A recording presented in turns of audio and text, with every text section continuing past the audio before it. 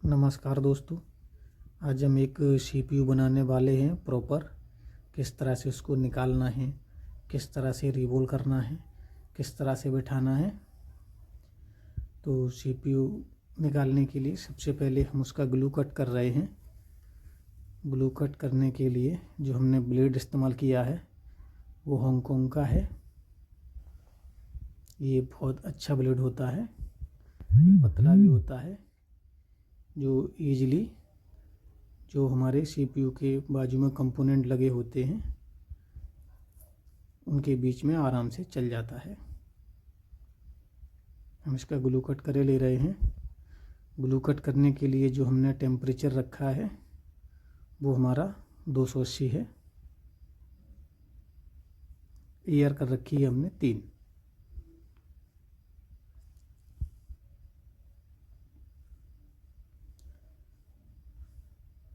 Properly चारों तरफ से उसको हीट करते रहेंगे।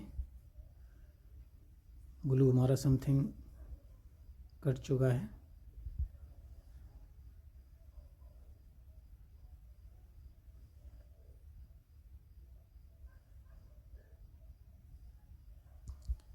अब हमको निकालना है सीपीयू। अब हमने टेम्परेचर एसएमडी का कर रखा है 340 और ब्लेड हमने चेंज कर दिया है। ये नॉर्मल ब्लेड है। इसको सीपीयू को चारों तरफ से हल्का हल्का सा उठाएंगे। बहुत हल्का हल्का सा, बहुत ज़्यादा प्रेशर नहीं देना है। सीपीयू हमारा इजीली निकल आया है। अब हमको बोर्ड क्लीन करना है। बोर्ड पर हम फ्लक्स डालेंगे। हल्का सा फ्लक्स डालने के बाद आयरन से सभी बॉलों पर अच्छी तरह से घुमा लेंगे, जिससे हमारी समथिंग बॉल्स आयरन पर ही आ जाएं। बहुत ज़्यादा प्रेशर नहीं देना है, बहुत हल्के हाथ से करना है, हमारी कोई बॉल आपस में जुड़े ना। बहुत हल्के हल्के हाथों से। और ध्यान रखना है आजू बाजू में किसी कंपोनेंट से टच ना हो। इस दौरान क्या होता है कि बॉल हमारी बड़ी होती है तो किसी कंपोनेंट से टच होती है तो कंपोनेंट उसके साथ आ जाता है। सभी बॉलें हमारी समथिंग आ चुकी हैं आयरन पर। अब हम डिसोल्डर वायर की हेल्प से सभी बॉलों को क्लीन करेंगे। डिसोल्डर वायर हमने गुडविक का यूज किया है। डिसोल्डर वायर चलाते टाइम आपको ध्यान देना है, बहुत ज़्यादा प्रेशर नहीं देना है, बहुत हल्के हाथों से चलाना है। बहुत ज़्यादा प्रेशर देंगे तो क्या होगा कि हमारे नीचे प्रिंट हैं जो आपस में मिल जाएंगे, उससे हमको प्रॉब्लम हो सकती है। बहुत हल्के हल्के हाथों से, बहुत हल्के हाथों से, कोई प्रेशर नहीं। आयरन का टेम्परेचर 350 रखा हुआ है। सभी बॉलें समथिंग साफ हो गई हैं।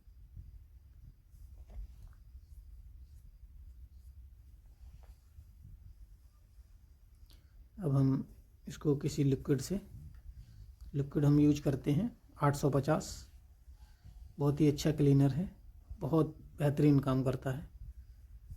उसके बाद हम अब क्लीन होने के बाद सीपीयू के सभी बॉलों का टेम्परेचर डाउन करने के लिए हल्का सा हमने पीपीटी और फ्लक्स डाल लिया है।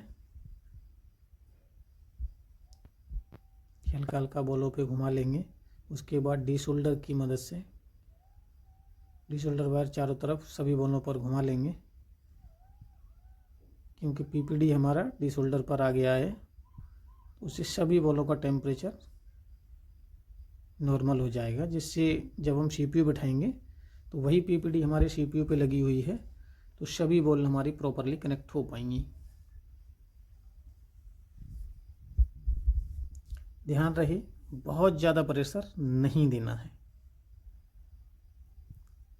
बहुत ही इजीली काम हो रहा है।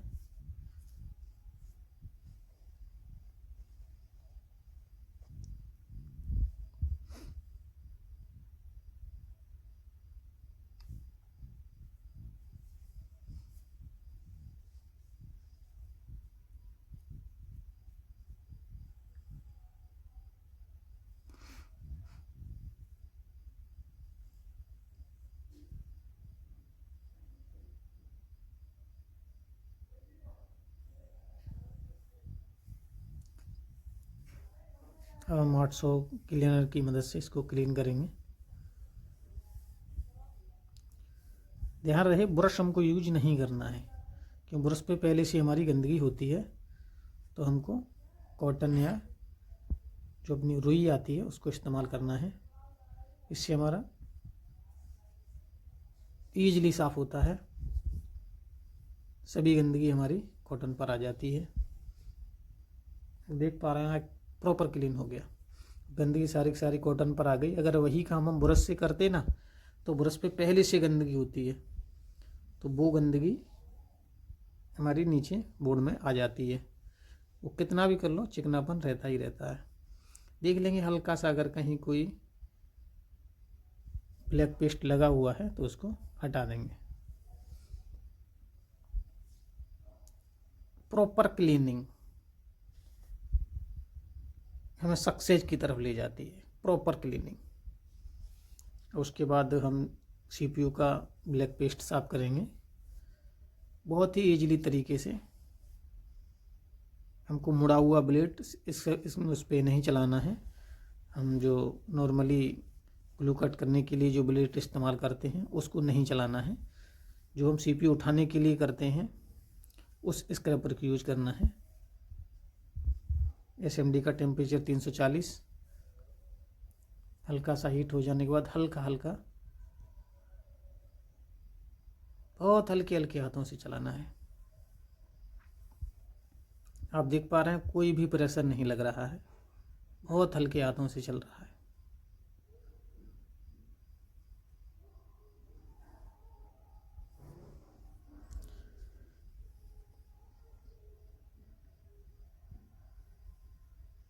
इस ब्लेड से क्या होगा कि हमारी कोई भी बॉल खुरचेगी नहीं, इससे हमारा सीपीयू डैमेज नहीं होगा। प्रॉपर्ली क्लीन हो चुका है। अब हम पेस्ट डालकर डी शोल्डर की मदद से इसको क्लीन करेंगे।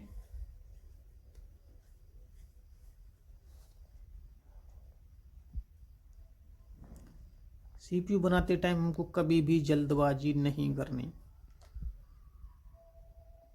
सीपीयू बनाते टाइम हमको प्रॉपर टाइम देना है।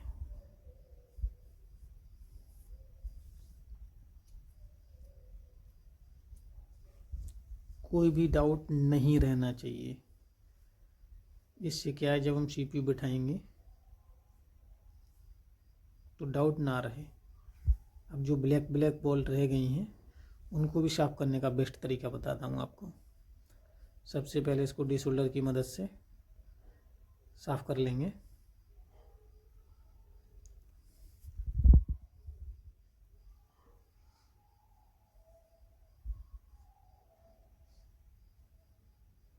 डी शोल्डर बहुत हल्के हाथों से, आपको ध्यान रहे डी शोल्डर पर प्रेशर नहीं देना है।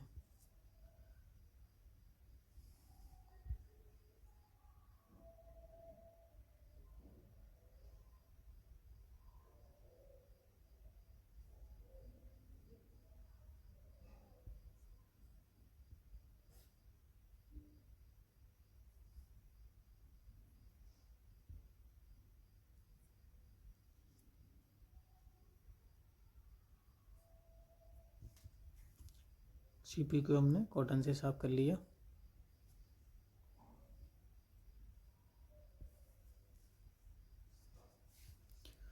अब ये ब्लैक ब्लैक जो बॉल हैं उन पर हम क्या करेंगे, फ्लक्स लगाएंगे और हल्का सा पीपीडी लगाएंगे और एसएमडी से उसको हीट करेंगे। हमने फ्लक्स लगा लिया, चारों तरफ घुमा लिया।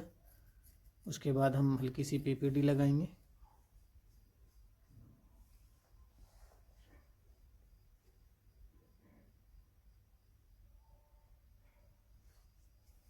पीपीडी को चारों तरफ घुमा लिया और बहुत मोटी पीपीडी नहीं लगानी। एसएमडी का टेम्परेचर 330 और एक तरफ से जैसे हम आईसी को रिवॉल्व करते हैं इस तरह से करना है। जब भी बॉलें बनने लगें पूरी तरीके से जब बन जाएं, उसके बाद हमको स्क्रैपर को ऊपर से चारों तरफ घुमा देना है। इससे क्या है कि हमारी सभी बॉल, जितने भी बॉल ब्लैक ब्लैक थे जो हम लोहे वाले ब्रश से करते थे, उससे क्या होता था कि सीपीयू हमारा खुरचता है। अब देखिए सभी बॉल बन चुके हैं, यानी कि कोई भी बॉल ब्लैक नहीं रहा। ब्लैक बॉल होती है तो रिवॉल्व करने में प्रॉब्लम होती है, कभी कभी हमारी एक बार में या 2 बार में हमारा सीपीयू रिवॉल्व नहीं हो पाता।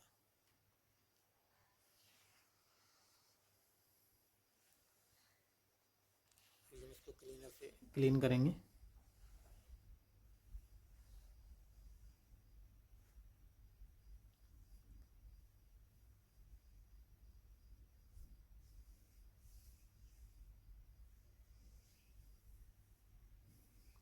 देख पा रहे हैं सभी बॉल्स, अब ध्यान से देखिए कोई बॉल्स ब्लैक नहीं रही, सभी बॉल्स बन गए।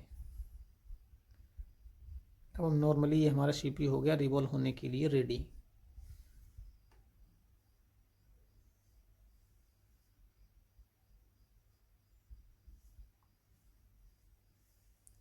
सीपीयू को हमने स्टेंसिल में बैठा लिया।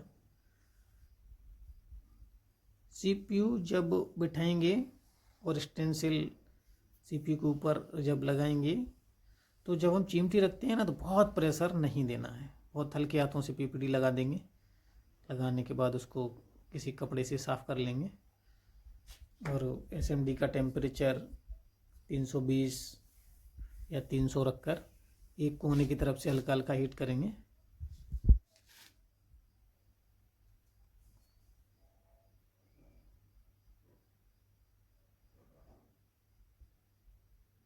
प्रॉपरली हमारा सीपीयू रिवॉल्व हो चुका है। फिर भी हम क्या करेंगे, एक बार इसको ब्लेड से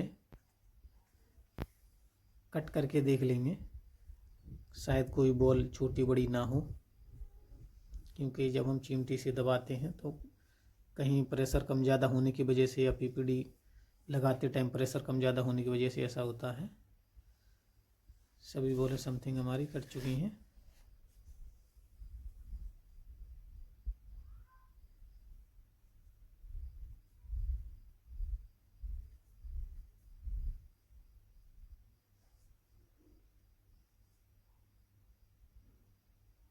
हल्का सा फ्लक्स लगा के और इसको फिर से हीट करेंगे।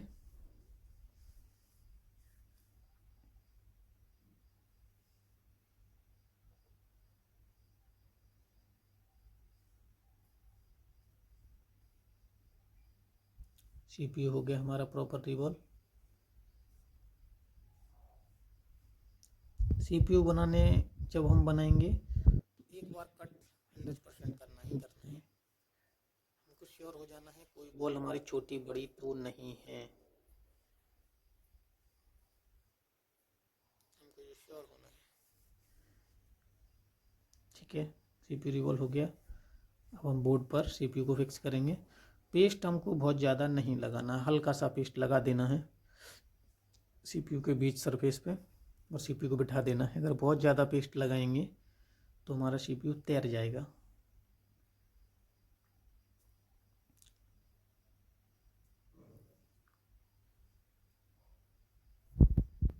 हम सीपीयू को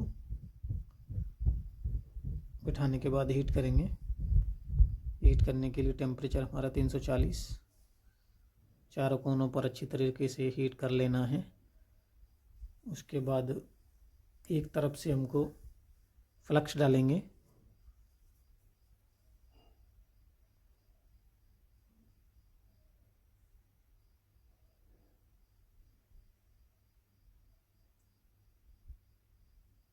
प्रॉपरली हीट हो जाए तभी फ्लक्स डालना है हमको। एक तरफ से फ्लक्स डालने के बाद फिर हम वेट करेंगे सीपीयू के चारों कॉर्नर पर फ्लक्स आ जाने का। सीपीयू के चारों कॉर्नर पर हमारा फ्लक्स आ जाएगा, समझ लीजिए हमारा सीपीयू प्रॉपर बैठ गया। सीपीयू हमारा बैठ चुका है। अब बॉल कहीं मिली नहीं है तो एक बार हम उसको पुश कर लेंगे, हल्का सा हिलाएंगे। अगर यही बॉल नीचे आपस में मिली होती तो हम इसको नहीं हिलाते। ठीक है, सीपीयू बैठ गया। ठंडा होने के बाद अब हम इसको बोर्ड में फिक्स करते हैं, देखते हैं।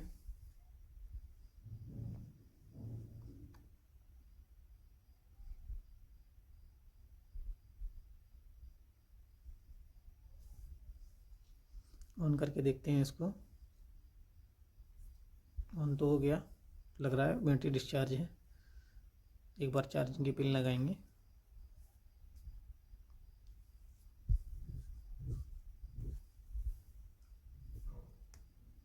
चार्जिंग कनेक्ट हो गया हमारा, फ़ोन हमारा ओके हो गया।